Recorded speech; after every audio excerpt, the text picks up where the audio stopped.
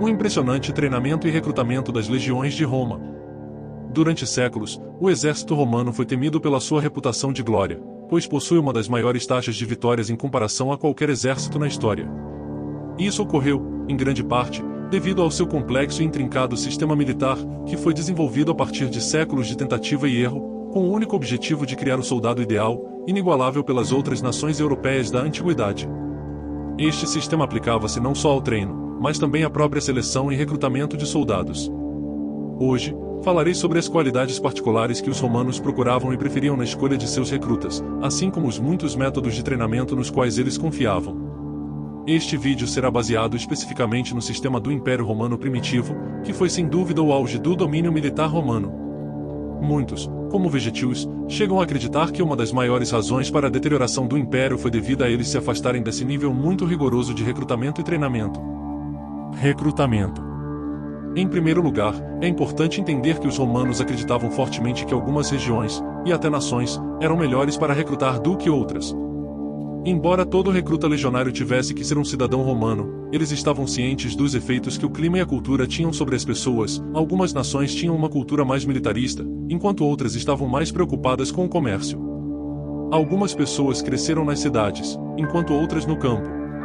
Estes foram os primeiros aspectos que tiveram de ser considerados ao levantar a legião. Como regra geral, os recrutas do campo eram preferidos aos das cidades porque estavam mais acostumados com as lutas da vida desde tenra idade. Eles também certamente sabiam como usar as muitas ferramentas que seriam usadas no exército, e seus corpos estavam mais acostumados à fome. Estes eram os homens preferidos, e os romanos sempre tentaram ter a maior parte de seu exército recrutado no interior. Homens das cidades também eram levados, mas eles tinham que passar por um programa ligeiramente diferente. Eles deveriam ser treinados intensamente para ficarem em forma. Além disso, eles foram ensinados a suportar o clima, a usar várias ferramentas e tiveram que ficar o mais longe possível de sua cidade para que pudessem esquecer seus luxos e confortos. Talentos desejáveis. Após a apuração dos recrutas, um cuidadoso exame começou com ênfase particular em certos feitos desejáveis. Os mais óbvios incluíam uma boa forma física e boa visão, ambos indicadores de um corpo saudável, boa genética e um soldado promissor. Ombros largos e uma cintura fina eram particularmente favorecidos. Uma altura de 5,7 pés romanos ou 1,68 m era um requisito para toda a infantaria, sendo qualquer coisa acima disso altamente favorável. Uma exigência estrita de altura de 6 pés romanos foi definida para se juntar à primeira corte e à cavalaria de cada legião. Mas, às vezes, a falta de altura podia ser compensada com um físico particularmente forte. Alguns dos feitos menos óbvios envolviam, nas palavras de Vegetius, a característica de olhos vivos, o que era um indicador de que o homem era de pensamento rápido e mente ágil. Boas maneiras, bem como uma respeitável família, eram indicadores da capacidade de obedecer ordens e demonstrar respeito.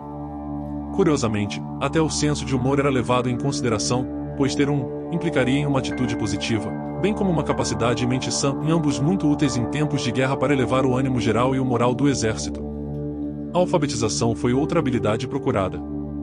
Qualquer soldado que soubesse ler e escrever foi dado uma posição para manter registros e contas, às vezes até mesmo sob os próprios tribunos. Como afirmei antes, o exército romano começou a se deteriorar ao longo dos anos, e na época do final do Império Romano, os recrutas alfabetizados eram imediatamente considerados para o cargo de centurião, comandando 80 homens simplesmente pela capacidade de ler e escrever, mas no tempo do Primeiro Império isso era inédito. Treinamento de infantaria.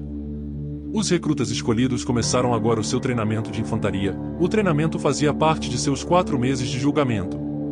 Aqueles que não conseguissem seriam rejeitados, enquanto os aprovados fariam um juramento militar e se tornariam legionários. Em nenhum momento durante este período os recrutas eram levados para a batalha se não tivessem concluído este teste. A primeira habilidade que todos os recrutas aprendiam era a marcha. Isso era o mais importante em seu treinamento e tinha muitos efeitos colaterais vantajosos para os homens. Ao realizar marchas sincronizadas, eles aprendiam a importância de coordenação e coesão da unidade, a espinha dorsal do modo romano de guerra. Toda semana eles realizavam uma longa marcha de 30 km em apenas 5 horas, carregando 27 kg de equipamento neles. Normalmente, marchavam 15 km de distância do acampamento e, em seguida, 15 km de volta. De vez em quando, uma marcha forçada era ordenada, e os homens tinham que completar 35 km nas mesmas 5 horas. Do primeiro ao último dia no exército, os homens eram constantemente ensinados a manter fileiras retas e uma distância adequada entre si, especialmente ao mudar de formações. Podiam ser ordenados a dobrar ou triplicar rapidamente a profundidade das fileiras ou formar uma cunha ou uma formação orbe defensiva, mantendo o tempo todo a distância entre si e mantendo as fileiras retas. Isso era muito mais difícil do que pode parecer, e muita prática foi necessária para aperfeiçoar isso. Mas nenhuma unidade imperial seria considerada pronta para a batalha sem essas habilidades. Como nas forças armadas de hoje, manter as patentes e marchar eram os exercícios mais repetidos.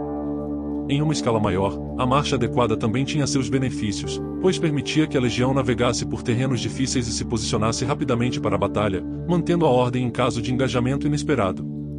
Também tornou mais difícil para os homens desertarem ou se perderem de sua unidade. A próxima habilidade que era ensinada era bastante interessante. Todos os recrutas, não importa se eram infantaria, cavalaria ou mesmo servos, eram ensinados a nadar. Isso também tinha usos significativos, sendo o mais óbvio o fortalecimento de inúmeros músculos em todo o corpo, bem como um sistema imunológico desenvolvido para enfrentar o tempo frio e doenças. O uso mais interessante para nadar eram suas técnicas de lidar com enchentes ou cruzar rios. Só agora os recrutas começam seu treinamento de combate real. Cada um deles usará uma prática de madeira, gladius e scutum para praticar vários exercícios, como correr rapidamente para frente para desferir um golpe, em seguida, abaixar rapidamente atrás do escudo, ou praticando cadeias de ataque. Apesar da capacidade razoavelmente capaz do gládio de cortar, os recrutas foram ensinados a esfaquear com ele. Isso se deu devido a várias razões interessantes, e em primeiro lugar, ao executar uma facada, menos do braço está exposto ao inimigo do que se eles o cortassem. Em segundo lugar, uma facada é muito mais confortável de executar do que um corte em uma típica formação apertada romana, pois limita a possibilidade de ferir companheiros soldados nas proximidades.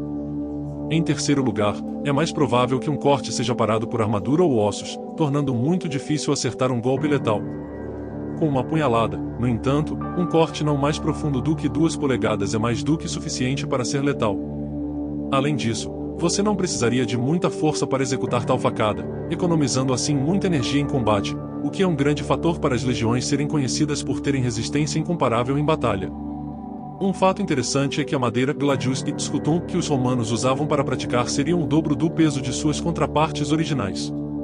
Isso foi propositalmente feito para aumentar o crescimento muscular, bem como conforto, precisão e velocidade ao usar os originais em combate real.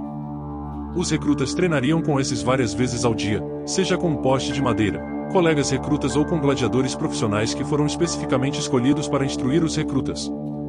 Os recrutas treinariam em campos abertos porque os romanos acreditavam firmemente que se sujeitar ao clima aumenta o sistema imunológico e previne doenças e enfermidades.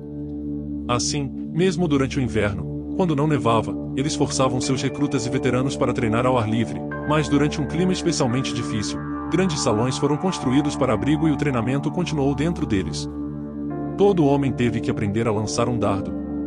Os dardos de treino também eram significativamente mais pesados que os originais para aumentar a precisão e os músculos dos ombros e costas.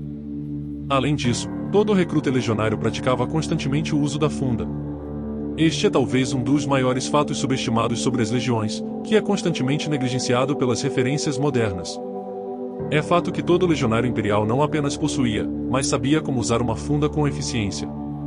A arma era tão respeitada pelos romanos e seus inimigos que, às vezes, se pensava ser mais eficaz do que arcos e flechas, pois seus projéteis são mais difíceis de detectar e poderiam quebrar ossos e órgãos internos apenas pelo impacto. Provavelmente foi um fato desmoralizante para os inimigos de Roma que todos os 5.000 legionários de cada legião fossem capazes de lançar com precisão pedras de longe. Como se isso não bastasse, também estamos dizendo que 1/4 dos legionários mais jovens e mais aptos e os recrutas eram treinados para usar arcos, quer a pé ou a cavalo, e praticavam diariamente. Com seu sistema de treinamento, podemos imaginar exatamente por que as legiões eram tão eficazes. Eles não apenas estavam soberbamente equipados com as melhores armaduras e armas brancas da época, mas também poderiam assumir o papel de tropas de mísseis, cada uma sendo capaz de lançar dardos mortais a médio alcance e flechas e pedras a longa distância. Mesmo isso não está levando em conta todos os arqueiros auxiliares especializados e artilharia que seriam anexados a cada legião. Treinamento de cavalaria. Toda a cavalaria, independentemente de serem recrutas ou veteranos, praticava diariamente saltos dentro e fora de um cavalo. Essa habilidade foi muito importante para a maneira como a cavalaria romana operava e se disputava. Os recrutas foram primeiro ensinados a saltar sem armadura, mas todo cavaleiro pronto para o combate era capaz de realizar um salto enquanto estivesse totalmente blindado e até mesmo carregando armas, como escudo e lança. Isso lhes permitia montar habilmente em de um cavalo em um instante sob alarmes inesperados ou mesmo no meio da batalha. Enquanto a infantaria cumpria suas marchas semanais, esperava-se que a cavalaria marchasse com eles na mesma distância, mas também se esperava que executasse constantemente pequenos exercícios enquanto em marcha, como avançar apenas para recuar e reagrupar de volta para a formação, ou praticando várias manobras de exploração à frente. Para deixar os cavaleiros e cavalos ainda mais confortáveis uns com os outros, eles foram propositadamente encarregados de marchar através de terrenos irregulares e difíceis. Era comum, por exemplo, tanto para a infantaria quanto para a cavalaria realizar suas marchas semanais escalando montanhas. Como você provavelmente já deve ter notado, o treinamento foi feito extensivamente tanto para os recrutas quanto para os veteranos. A única diferença é que os veteranos eram permitidos a treinar para o combate apenas uma vez por dia, enquanto os recrutas o faziam mais de uma vez, normalmente pela manhã e à tarde. Os recrutas também teriam que cavar trincheiras e coletar madeira ao longo dos dias. Todo esse sistema de treinamento seria muito difícil para os recrutas, e muitos não passariam disso no teste inicial de 4 meses. Apenas o desempenho dos veteranos mostraria a eles que esse novo modo de vida era possível e alcançável. Passando no teste. Depois de completar 4 meses de exercícios contínuos, os recrutas tinham que fazer um juramento militar e eram marcados com um símbolo em suas mãos, provavelmente com um ferro quente. Este seria seu último dia como recrutas, e agora eles poderiam se considerar legionários, mas qualquer general experiente ainda os veria como recrutas, pois uma coisa é passar nos exercícios e testes e outra é executá-los no caos da batalha e não fugir. No entanto, esses exercícios foram o núcleo do treinamento que os legionários repetiriam por todos os 20 anos de serviço. Se você gostou desse conteúdo, não esqueça de deixar o like, se inscrever no canal e clicar no sininho para ativar as notificações e ser avisado dos próximos vídeos. Também não esqueça de deixar um comentário para saber a sua opinião e mostrar para o YouTube que este é um conteúdo de qualidade. Espero que você tenha gostado desse vídeo e até a próxima!